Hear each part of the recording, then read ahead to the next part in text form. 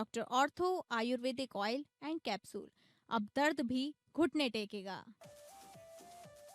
चुनाव से पहले भगवा रथ पर सवार हुई ममता बनर्जी सिलगुड़ी में बनाएंगे महाकाल मंदिर। बीजेपी के किले में सेंधमारी की है तैयारी।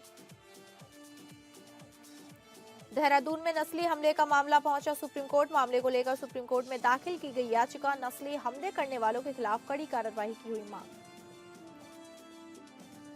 देश के कई राज्यों में घना कोहरे का असर, विजिबिलिटी हुआ कम। 600 उड़ानें और 100 ट्रेनें प्रभावित। अमेरिकी राष्ट्रपति ट्रंप की इजरायली पीएम नेतन्याहू से मुलाकात। ट्रंप ने हमास को दी कड़ी चेतावनी, कहा हथियार डालो वरना भुगतनी पड़ेगी कीमत।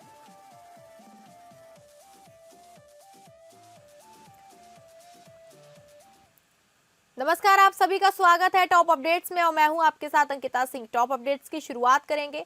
राजनीति में जब आप अपने प्रतिद्वंदी की सबसे बड़ी ताकत को ही अपनी ढाल बना लें तो समझ लीजिएगा कि लड़ाई अब आर पार की है। पश्चिम बंगाल की मुख्यमंत्री ममता बनर्जी ठीक यही कर रही हैं।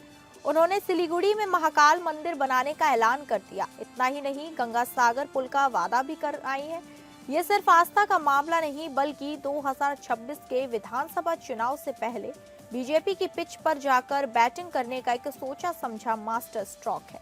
पश्चिम बंगाल की राजनीति में जय श्री राम के नारे से कभी इरिटेट होने वाली ममता बनर्जी अब खुद महाकाल की शरण में है। साल 2025 के शुरुआती हफ्तों में ममता बनर्जी ने जिस तरह से धार्मिक और सांस्कृतिक एजेंडे को धार दी, वो टीएमसी की बदलती रणनीति का सबसे बड़ा सबूत है। मुख्यमंत्री ने ऐलान किया है कि जनवरी के दूसरे हफ्ते में वो सिलीगुड़ी में महाकाल मंदिर की नींव रखेंगी। साथ ही 5 जनवरी को वो गंगा सागर में पुल के निर्माण की आधारशिला रखेंगी। दीघा में पहले से बन रहा जगन्नाथ मंदिर और अब उत्तर बंगाल में महाकाल मंदिर, ये कड़ियां बताती हैं कि ममता बनर्जी अब बीजेपी को हिंदुत्व के मुद्दे पर वॉक ओवर देने के मूड में बिल्कुल नहीं है। मुख्यमंत्री ने कहा, यहाँ 365 दिनों तक मां दुर्गा की पूजा होगी, प्रतिदिन प्रांगण होगा। सभी लोग 365 दिनों तक मां दुर्गा के दर्शन कर सकेंगे। सांस्कृतिक कार्यक्रम होंगे, रोजगार के अवसर मिलेंगे, दुकानें खुलेंगी। इसका खाका तैयार हो चुका है। जगन्नाथ धाम का निर्माण भी उन्होंने ही किया है। मुझे उम्मीद है कि वो इसे अच्छे से पूरा करेंगे। मुख्यमंत्री योगी आदित्यनाथ ने उत्तर प्रदेश की राजधानी लखनऊ के दुबग्गा क्षेत्र में भेड़ों की मौत का संज्ञान लिया। मुख्यमंत्री आदित्यनाथ ने भेड़ों की मौत के मामले में जांच के निर्देश दिए हैं। इसके साथ ही उन्होंने 10-10 हजार रुपए प्रति भेड़ के हिसाब से आर्थिक मदद की घोषणा की है। उल्लेखनीय है कि दुबग्गा में सोमवार को 150 से अधिक भेड़ों के मरने की बात सामने आई। भेड़ पालकों का कहना है कि राष्ट्र प्रेरणा स्थल के पास पड़े भोजन को खाने से भेड़ें तबीयत बिगड़ गई और मौतें हो गई। ये मामला मीडिया में आने के बाद मुख्यमंत्री योगी आदित्यनाथ ने इसका संज्ञान लिया और जांच के निर्देश दिए।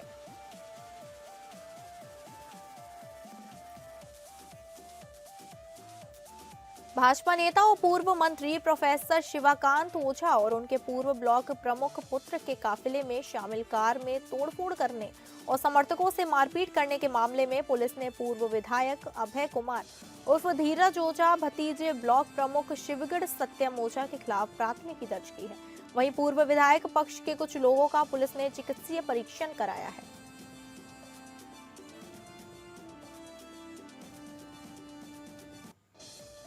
लखनऊ विकास प्राधिकरण का अवैध निर्माण के खिलाफ लगातार कार्रवाई जारी है। एलजीए ने अमौसी एयरपोर्ट के पीछे बनी अवैध कॉलोनी पर बुलडोजर चलाया।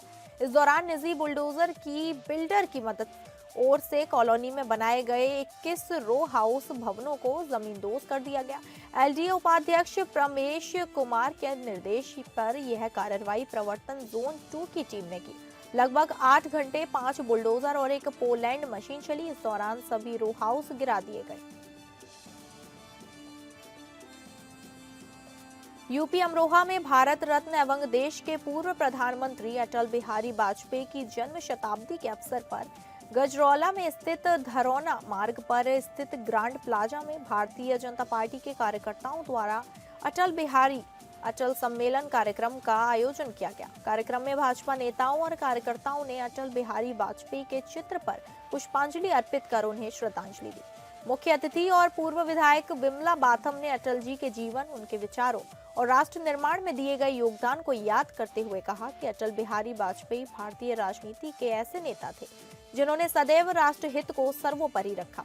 सम्मेलन में वक्ताओं ने अटल जी के सुशासन की नीति, विकासशील भारत की सोच और उनकी दूरदर्शी विदेश नीति पर विस्तार से प्रकाश डाला। भाजपा विधायक राजीव तरारा ने कार्यकर्ता से उनके आदर्शों को आत्मसात करने और उन्हें जन जन तक पहुंचाने का संकल्प भी लिया। कार्यक्रम में बड़ी संख्या में भाजपा अधिकारी, कार्यकर्ता एवं स्थानीय लोग उपस्थित रहे। पीलीभीत के ग्राम उदयपुर माफी में एक विवाह समारोह में अश्लील डांस का आयोजन हुआ। डीजे की तेज आवाज में नृत्यों ने आपत्तिजनक ठुमके लगाए, जिसका वीडियो सोशल मीडिया पर वायरल हो गया। ग्रामीणों की शिकायत है। जनपद मैनपुरी में लूट चोरी जैसी बढ़ती घटनाओं को देखकर मैनपुरी पुलिस अलर्ट मोड पर है। घटनाओं में नियंत्रण पाने के उद्देश्य से क्षेत्र अधिकारी संतोष कुमार ने जानकारी लेते हुए टेम्परेरी तरीके से निवास कर रहे दूसरे जनपद के गरीब लोग जो पन्नी और त्रिपाल डालकर शरण लिए हुए हैं, जिन्हें चिन्हित करते हुए क्षेत्र अधिकारी ने पहचान पत्र देखते हुए कड़ी चेतावनी दी कि जनपद मैनपुरी की सीमा को तत्काल खाली कर दें और अपनी जनपद में पहुंचे, अन्यथा कोई लूट और चोरी की घटना हो जाएगी तो आप लोगों पर कानूनी कार्यवाही की जा सकती है।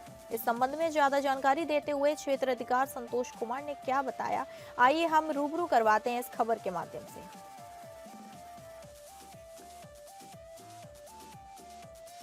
नए साल 2026 की शुरुआत हो जाएगी। नए साल के साथ ही कई वित्तीय नियमों में बदलाव भी लागू हो जाएंगे।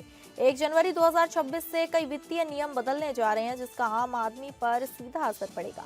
हम यहाँ आपको उन प्रमुख नियमों के बारे में जानकारी देने जा रहे हैं जो 1 जनवरी से बदलने वाले हैं।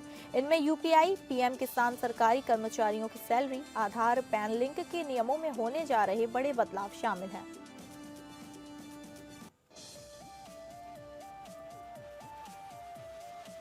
साइबर फ्रॉड पर लगाम कसने के लिए बैंक खाते के जरिए किए जाने वाले यूपीआई और अन्य डिजिटल पेमेंट के नियमों को सख्त बनाया गया है। साइबर फ्रॉड रोकने के लिए मोबाइल सिम वेरिफिकेशन के नियम कड़े हो जाएंगे ताकि बड़े पैमाने पर हो रहे साइबर अपराधों पर लगाम कसी जा सके। पीएम किसान के लाभ पाने वाले किसानों को अब यूनिक किसान आईडी की जरूरत पड़ेगी। पीएम किसान योजना के तहत ज्यादा से ज्यादा पात्र किसानों को लाभ पहुंचाने और फर्जी लाभार्थियों की पहचान करने के लिए बदलाव किया जा रहा है।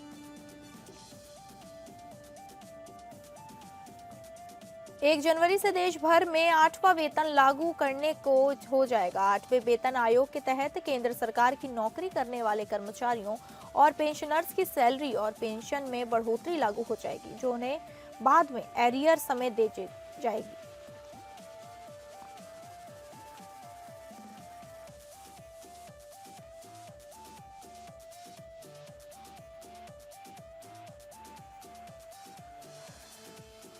दिल्ली और एनसीआर के साथ पूरे उत्तर भारत में भीषण शीतलहर जारी है।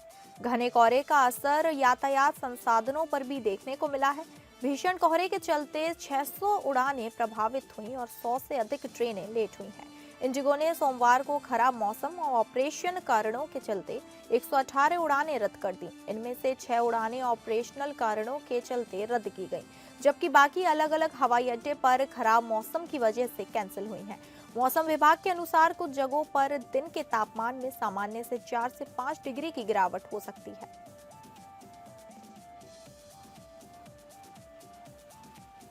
यूपी अमरोहा के गजरौला थाना क्षेत्र ब्रजघाट चौकी के गांव बिजोरा के ढाल पर बस चालकों के आपसी विवाद के दौरान बस में शीशे तोड़ने की घटना में पुलिस द्वारा तुरंत कार्रवाई करते हुए 4 आरोपियों को गजरौला थाना कोतवाल मनोज कुमार वो ब्रजपाट चौकी इंचार्ज प्रवीण कुमार यादव ने पुलिस बल के साथ गिरफ्तार कर न्यायालय में समक्ष पेश किया। बताते चलें कि बीती 27 दिसंबर गजरौला क्षेत्र अंतर्गत बिजौला ढाल के पास बस चालकों के मध्य लालकुआं गाजियाबाद में हुए विवाद के लेकर विपक्षी द्वारा एक बस के शीशे तोड़ने और चालक को जान से मारने की धमकी देने के संबंध में थाना गजरौला पर तत्काल दबंग आरोपियों की गिरफ्तारी के लिए निर्देशित किया गया।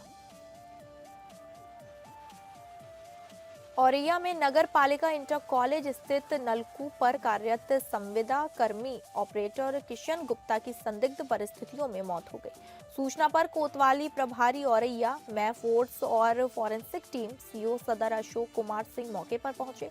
शव के निरीक्षण में मृतक के शरीर पर गंभीर चोटों के निशान पाए गए। टीम गठित कर सीसीटीवी फुटेज और साक्ष्यों के आधार पर आरोपियों की तलाश जारी। पाकिस्तान के टेस्ट कप्तान शान मसूद ने घरेलू क्रिकेट में बड़ा रिकॉर्ड अपने नाम कर लिया है। उन्होंने पाकिस्तान की धरती पर फर्स्ट क्लास क्रिकेट का सबसे तेज दोहरा शतक जड़ते हुए भारत के पूर्व ओपनर वीरेंद्र सहवाग का 19 साल का पुराना रिकॉर्ड तोड़ दिया है।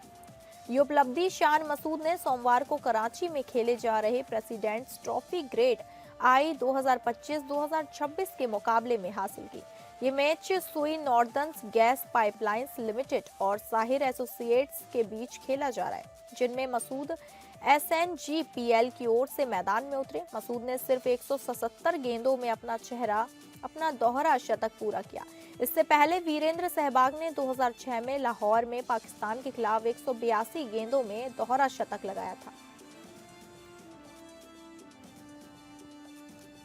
शान मसूद ने पाकिस्तान के सबसे तेज दोहरे शतक का रिकॉर्ड भी तोड़ दिया। इससे पहले ये रिकॉर्ड इंजमाम उल हक के नाम था, जिन्होंने 1992 में 188 गेंदों पर दोहरा शतक जड़ा था। 390 रन की साझेदारी मैच के पहले दिन एसएनजीपीएल को पहले बल्लेबाजी के लिए उतारा गया। टीम का पहला विकेट अजान अवैस के रूप में 53 रन पर गिरा। इसके बाद सान मशहूद और अली जरग्याब ने दूसरे विकेट के लिए 390 रन की बड़ी साझेदारी की।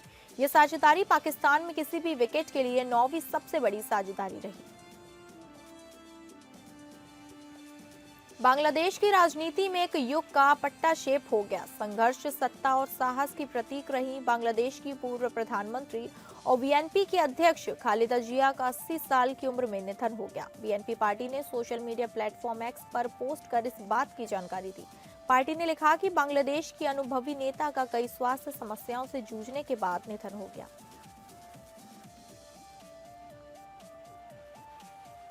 अमेरिका के राष्ट्रपति डोनाल्ड ट्रंप ने गाजा संकट को लेकर हमास को अल्टीमेटम दे दिया है। फ्लोरिडा स्थित अपने मारे लागो स्टेट में इजराइल के प्रधानमंत्री बेंजामिन नेतन्याहू से मुलाकात के बाद ट्रंप ने साफ शब्दों में कहा कि अगर हमास ने जल्द हथियार नहीं डाले तो इसकी गंभीर परिणाम भुगतने पड़ेंगे। मीडिया से बातचीत में ट्रंप ने कहा कि गाजा में स्थायी शांति के लिए हमास का निरस्तीकरण अनिवार्य है। उन्होंने चेतावनी भरे लहजे में कहा, हमास को हथियार डालने के लिए बहुत कम समय दिया जाएगा। अगर उन्होंने ऐसा नहीं किया तो भुगतने के लिए तैयार रहें। ट्रंप ने बताया कि नेतन्याहू के साथ उनकी बातचीत का मुख्य एजेंडा गाजा में संघर्ष विराम और हमास की भूमिका रहा। उन्होंने कहा कि इस मुद्दे पर दोनों देशों के विचार काफी हद तक एक जैसे हैं। ट्रंप के मुताबिक हमने कई अहम निष्कर्ष निकाले। हम जिस दिशा में जाना चाहते हैं उस पर हमारे बीच बहुत कम मतभेद हैं।